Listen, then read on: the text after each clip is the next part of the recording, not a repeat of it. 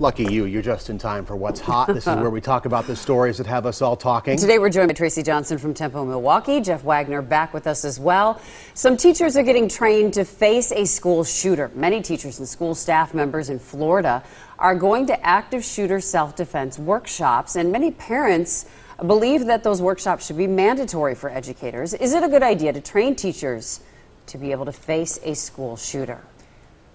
Yes. Yeah. Okay, go ahead, Tracy. I heard this and thinking through it, yes, it is absolutely, I think, a great idea. We just want to be careful that it's not creating a false sense of security in what our expectations when an educator who's there to teach our children is faced with a shooter. But I think trying to train them on what that reaction should be, what the protocol is, the questions they should be asking, I think that's absolutely a great idea. Yeah, I guess I don't see the downside. I mean, here's my hesitation. Matter of fact, just today, Wisconsin issued the 200,000th concealed carry permit in less than 2 years, and Wisconsin hasn't become the Wild West. But here's the thing. If you're going to confront a shooter, if you're going to carry a firearm, you have to know what to do, and you have to be prepared physically and emotionally to do it. Now, I don't have a problem with the teachers getting the class. That's not to say, though, that I think there should be a protocol saying, okay, after you've done this and after you've done that, your obligation should be to try to jump on the shooter, because I will tell you, there's probably a lot of people who just don't feel comfortable doing that. Well, but if you, even thinking back, I mean, I've gone through the concealed carry class. I don't have a weapon, but I mean, they teach you things, what to look for, and that if a shooter comes in, what their motivation is, what's going on in their mind, and I think that's actually really helpful for everybody to understand. And I would want those tools if I was in that situation, because it can't hurt you, it can only help you. I don't think that their expectations, and hopefully they're not, that parents are automatically assuming, okay, this educator is going to take down the shooter. Which but I think that you, even without these classes, I think you're going to get different people reacting differently. There might be somebody who jumps on the shooter and somebody who doesn't feel comfortable doing that. So you already have that reaction difference. Even a teacher, though, who's trained in how to properly shelter his or her kids is better. Huge than difference. One Where to who's take not. them, where to go. Yeah, I don't see a downside to this. Okay. Just creating awareness. Tracy, don't tell people you don't have a gun. There was a sign outside, you know.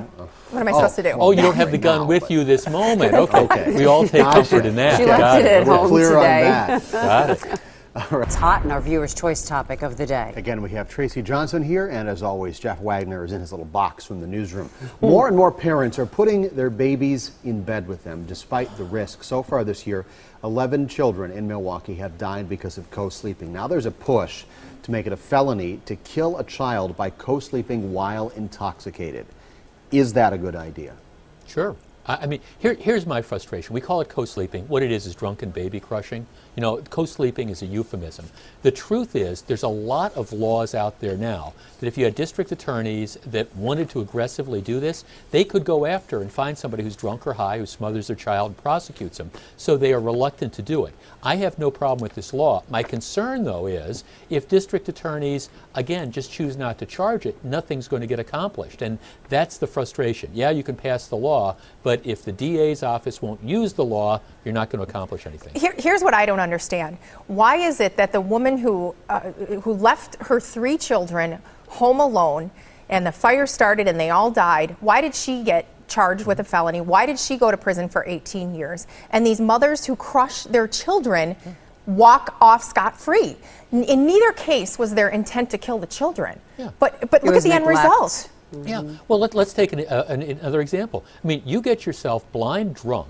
You know, you grab your 6-month-old child, you know, you put him in the front seat with you, you drive into a telephone pole at 50 miles an hour, the child is dead, you are going to be charged with homicide by intoxicated use of a motor vehicle. Why the hesitancy on DA's part, district attorney's parts, to prosecute in this situation? Where do you think that's coming from? Well, let's be honest. I think they're afraid that it's a sympathetic victim. So we don't want to appear to be, you know, too hard on the grieving mother who's lost the child. Also, I think in some respects there is there's a concern that it might not be politically correct. Politically correct? Who cares? Look, I'm not the DA. I know. I agree with you. I think. Well, I mean, all the awareness campaigns and the educational campaigns out there don't seem to be working. So I think it's time for something a little more drastic. These are defenseless children, and anybody who puts forth anything that furthers this conversation, I will stand behind them 110%. All right, bottle up some of that lightning right there. Because it's our lightning round There you time. go. A woman decides to quit her job by making a video at work.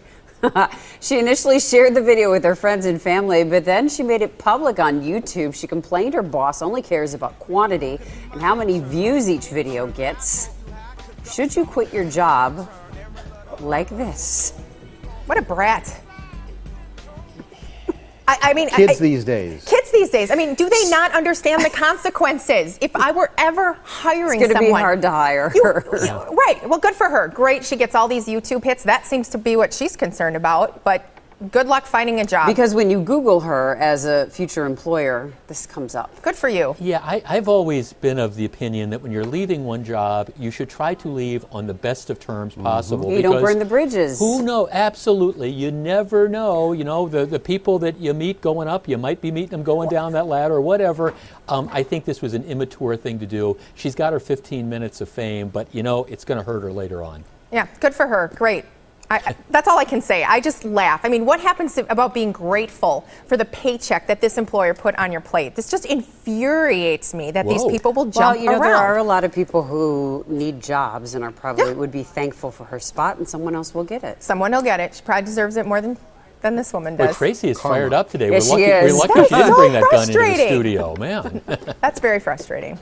All right, the What's Hot discussion will continue online. You're not going to get the perky Tracy today. Spiciness. But you get a lot more at tmj4.com/hot.